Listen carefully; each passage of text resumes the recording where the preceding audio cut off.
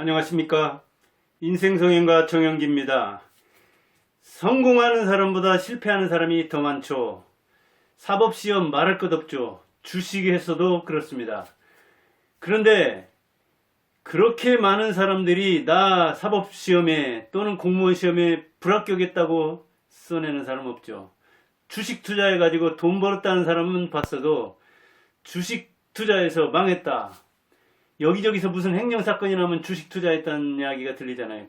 몇십억, 몇백억을 잃었다고도 하는데 그 사람들이 주식 투자 실패담을 쓰는 경우는 무봤습니다. 그런데 이런 책이 있더라고요. 주식 투자 귀천주서. 사람은 죽어서 하늘로 돌아가고 주식은 주식으로 돌아간다 해서 주소 이렇게 제목을 지었는데 김종환이라는 사람이 쓴 책에서 봤습니다. 지금 사시 합격한 사람들이 자기 합격 체험 수기를 써놓은 이 책을 지난번에 이렇게 소개한 바 있죠.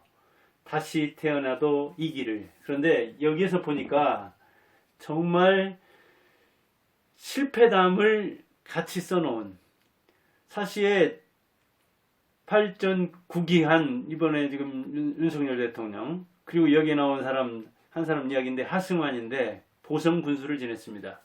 7전 8기입니다. 말 그대로 7번 떨어지고 8번째 붙었는데 대체로 거기까지 가는 경우는 매우 드뭅니다. 그런데 그 이상 갔다 하더라도 떨어진 경우에는 실패담을 쓰지 않는다니까요. 나처럼 하면 떨어진다 하는 것은 자기가 우선 쓰고 싶지 않습니다. 그런데 사실은 자신은 실패해서 많이 배웁니다. 실패해서 수업료를 엄청나게 지불하기 때문에 그것을 통해서 많이 배우는데도 실패한 사람한테는 배우려고 하지 않습니다. 그러니까 자신이 배워야 되는데 그 길에서는 실패했다 하더라도 거기에서 얻은 바를 통해서, 실패해서 배운 바를 통해서 다른 인생길을 열면 되는 거거든요. 그러면 이전에 실패한 것에 대해서도 담담하게 이야기를 할 수 있죠. 그런데도 실패담을 쓰지 않습니다. 왜? 첫째, 인기가 없습니다. 다른 사람에게. 한 번도 실패하지 않고 성공하려고 하니까요. 그리고 성공담 중에서도 비결을 얻으려고 합니다. 더 쉽게 성공하는 방법이 없느냐. 7번 떨어지고 7.8기 한 사람, 윤석열 대통령처럼 8번 떨어지고 9번째 붙은 8.9기 한 사람, 그 사람 이야기보다 단번에 합격한, 그것도 학교 다니면서, 아니면 초등학교 나왔는데 검정고시를 통해서, 오늘 소개하려고 하는 이 하승환 씨는 초등학교 졸업하고 중학교도 안 나왔지만 검정고시를 통해서 중고등학교, 그리고 대학에 이제 다녔죠. 대학을 나온 주경야독, 직장 다니면서 또 사법시험을 준비해서 합격한, 물론 그러느라고 나이는 많이 먹었죠. 그에게서 배울 게 뭐가 있느냐 그럼.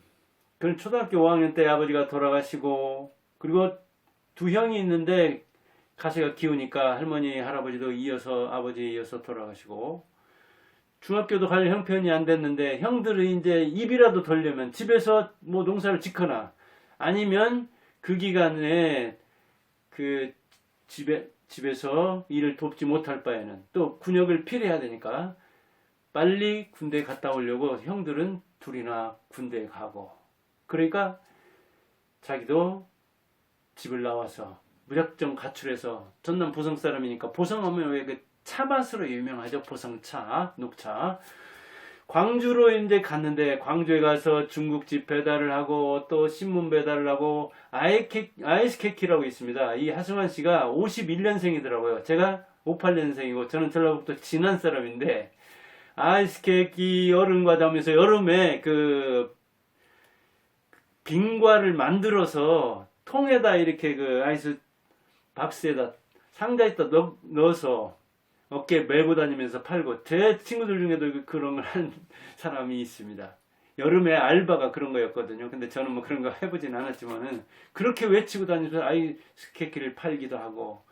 그런데 이제 그 고모부가 그게 안 됐던지 고모부한테 가니까, 장의에 사는 고모부가 보성극장의 영사실, 옛날에 그 필름을 돌리는 곳이 있죠. 영사실 조수로 취업을 시켜줬는데 거기서 뭐 얼마간 생활을 하다가 거기에 있다가 먼저 이렇게 서울에 올라간 C형이라는 사람이 있었는데 그 C형이 연락이 닿아가지고 너 거기서 그러지 말고 서울로 올라와라. 같이 장사 한번 해보자. 해서 실제 그 C형을 따라다니면서 수도 호수 장사. 옛날에는 그 형편이 굉장히 안 좋았죠. 판자집 같은 데는 특히. 그래서 수도 호수 장사를 하고 또 실내 장식을 하고 거기 현장에서 맞는 L형을 따라서 또 그 건설 현장 여기저기 좋다고 하는 거 인건비를 많이 준다는 거 따라다녔는데 L형 친구 거기에서 K형을 만났는데 K형은 좀 의식이 있어가지고 너 계속 이렇게 해서 살 수 없지 않느냐. 그리고 초등학교밖에 안 나왔다고 하지만 너는 할 수 있다. 하면 된다. 하는 그런 긍정적인 성공 마인드를 집어넣어줬어요. 주입했어요. 그런데 실제 그 말이 자기한테 다가온 것은 자기 그 친구들은 중학교에 갔는데 그리고 자기가 6년 동안이나 학교를 잘 다니면서 우등생으로 공부를 잘했는데 공부 못한 게 굉장히 한이 맺히고 아쉬웠던 거예요. 그런데 집안 형편은 되지 않고 그렇기 때문에 그런 말이 중학교에 못 갔을지라도 정규학교는 못 다녔더라도 이렇게 하면 된다는 의식을 심어주는 것이 정말 스펀지 같은 마음의 준비가 또 자기 원한이 있었기 때문에 쫙쫙 들어왔던 거죠. 그렇긴 하지만 현실이 공부를 할 수 없는 주경야독하기 어려운 형편이었죠. 그래서 이제 또다시 만난 이 P형이 권유해가지고 당시에는 이 트럭 운전수나 그 택시 운전수가 굉장히 이를테면 고급 기술을 가진 사람이었고 그때 뭐 60년대만 해도 사실은 저희 시골에 택시 올라오는 것도 힘들었고 차가 올라왔다면 동네 뉴스가 됐습니다. 누가 타고 왔는가. 그럴 정도로 택시 기사들, 트럭 기사들이 조수들이 그 운전을 배우려면 정말 그 운전수를 뒷바라지를 했습니다. 정말 그 속옷도 빨아주면서 때로는 정말 망치로 맞으면서 기술을 배워야 할 그 시대였거든요. 그래서 트럭 조수로 따라다니면서 그 운전을 배우려고 했고 그 다음에 또 J형을 만나가지고 이 난방기계를 제작하는 그런 또 공장에 그 취업도 하고 이렇게 뭐 안 해본 게 없습니다. 지금까지만 봐도 한 20살 해도 얼마나 많은 일을 했습니까? 장사에 배달에 조수에 이렇게 많이 여기저기 다니다 보니까 그때 소원은 뭐였냐? 근데 이제 그 제작소에서 나와가지고 또 이게 생산 장사도 해보고 생산 장사가 또 힘들어서 자전거로 이렇게 생선을 여기저기 행상처럼 팔러 다녔는데 이거 가게 하나 얻어서 안정되게 장사를 하더라도 할 수 없느냐. 정말 어디 취업하더라도 안정된 직장에 들어가서 따박따박 월급 나오는 그런 일을 할 수 없느냐 하는데 간절히 원해서 그랬는지 당시로서는 상당히 규모 있는 정말 안정된 직업, 기숙사도 갖추고 있는 흥화공업이라는데 취업하게 됐습니다. 그런데 거기에 그 나이가 꽤 많은 형이라고 하기에는 그런 그 H 선생을 만났는데 야, 너 젊은 애가 영리하게 생겼는데 그리고 초등학교 때 그렇게 공부도 잘했다는데 중학교, 고등학교 과정, 정규 과정을 못 갔을지라도 공무원의 그런 자격 요건이 취업하는데 시험 보는데 없으니까 한번 봐봐라 하면서 그냥 어렴풋하게 막연하게 추천한 게 아니라 봐라 이렇게 그 공무원 뽑지 않느냐 하면서 교정직이 이제 그 직이 행정직, 교정직, 교육직, 검사직, 법원직 뭐 얼마나 많습니까 공무원이. 그런데 교정직이 되게 이제 좀 교도소 근무하는 거죠. 커트라인이 그렇게 높은 편에 좀 낮은 편에 속하죠. 그렇기는 하지만 아무튼 교정직을 이렇게 본다는 날짜, 과목 이런 걸 안내하는 그 정보를 직접 일러줬어요. 참 H 선생 대단한 선생이죠. 가는 데마다 그러니까 어찌 보면 그 사람이 괜찮고 영리하니까 그런 좋은 사람을 만났고 그런 사람이 조언해 주는 거 어떤 정보를 주는 거 그것을 그대로 흡수를 했던 거죠. 그래서 응시를 했는데 실제로 합격을 했어요. 합격도 굉장히 좋은 성적으로. 그래가지고 대구교도소에 발령받아서 6개월 정도 근무했는데, 거기 근무하다 보면 어떻습니까? 그 선배들도 있고, 그리고 그 법원에 속하는 겁니다, 교도소가. 그러다 보니까 그 뭐 법원에 있는 그런 사람으로서 하위직 이 교정직 공무원이 구급 공무원이죠. 여러 가지로 부딪히는 게 있었는데, 마침 한번 이 감정적으로 굉장히 그 뭐랄까 많이 갈등하게 하는 일이 일어났어요. 좀 나이 좀 들고 지금 같았으면 웃을 만한 그런 일을, 그때는 감정이 아주 나빴고, 그리고 자기가 취업하면서 동생은 이제 전남 보성 사람인데 경상도 대구 아닙니까? 대구 상고에 진학을 하도록 한 거예요, 동생은. 그런데도 한 6개월 정도 다니다 그만둬 버렸어요. 그러니 동생은 어찌 보면 공중에 붕 뜬 셈이 돼버리는 거죠. 그 다음에는 또다시 방랑의 길로 들어갔죠. 정말 파란만장하죠. 현대조선소에 들어가고, 현대조선소에 들어가서는 또 이 대우가 이렇게 차별 대우가 심하다 하는 것을 한국일보든가요, 신문에 투고를 했어요. 그러니까 또 회사에서 가만 안 두죠. 그래서 사직을 권유해가지고 사직하게 되고, 그 밖에는 또 이제 그 다음으로는 또 월부 책 장사를 하고, 그러다가 건설 현장에서 또 피혁 기계를 그 만드는 공작소에서 이렇게 다니다가 어느 그 노선을 통해서 화차를 만드는 공장이 있다. 그 충북이든가요, 제천. 거기에 화차, 뭐 지금 뭐냐면 전철이나 기차에 그 화차를 만드는 그런 공장에 취업하면 대우가 좋다고 하더라 해가지고 뽑는데 응시해가지고 선발이 되죠. 그러면서 이제 그 좀 안정된 직업을 하면서 다시 공부를 해요. 공무원에 대한 미련이 있어가지고. 그래서 법원 서기보, 옛날 교정직 9급, 법원 서기보 8급, 그 다음에 1년여 만에, 1년도 채 안 됐는데 법원 서기관, 이건 7급. 그런데 그때 당시만 해도 서기관이 되려면, 법원 서기관이 되려면 시험을 봐야 했어요.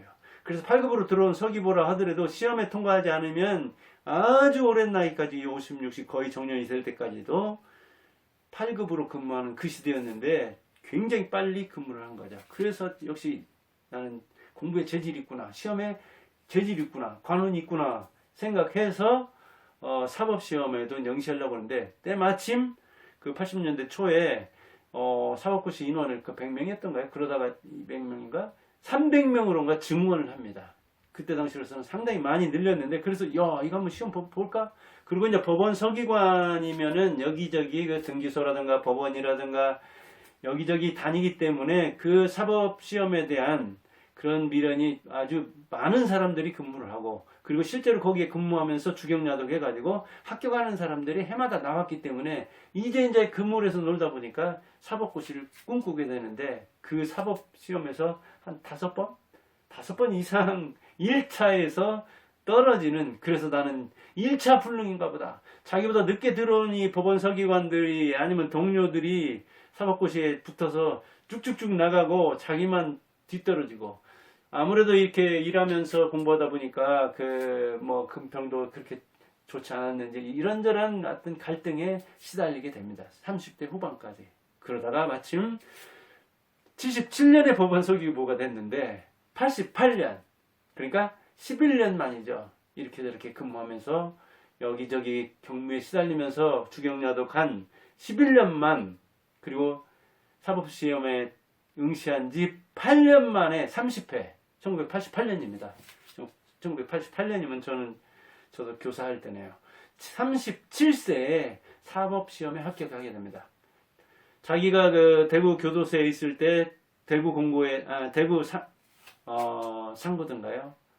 상고인지 공고인지 좀 그러네.